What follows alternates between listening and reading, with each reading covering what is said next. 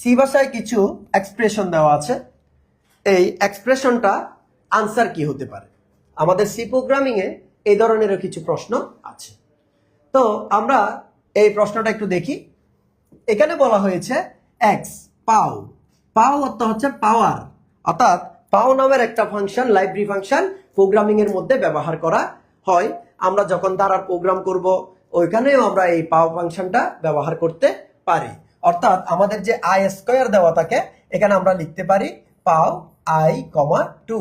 অর্থাৎ আমাদের যদি আই 5 দেওয়া থাকে পাওয়ার আকারে তখন আমরা লিখতে পারবো পাও আই কমা 5। অর্থাৎ আমরা এখানে এটাকে পাওয়ার হিসেবে ব্যবহার করি। তাহলে 3 এর উপর পাওয়ার হচ্ছে 2, এটা সমান হচ্ছে যে 3 তিরিকা 9, এটা সমান হচ্ছে,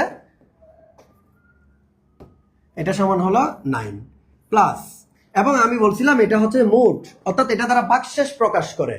5কে 2 দিয়ে ভাগ দেন, 5কে 2 দিয়ে ভাগ দিলে 2 দুগুণে 4, ভাগশেষ থাকে 1। তার মানে এটা দ্বারা কি বোঝায়? ভাগশেষ বোঝায়। তাহলে ভাগশেষ হচ্ছে 1, এরপর হচ্ছে প্লাস 3। তাহলে আমরা পাই 9 একে 10, 10 এ 3 13। সুতরাং আমাদের আনসারটা হবে 13।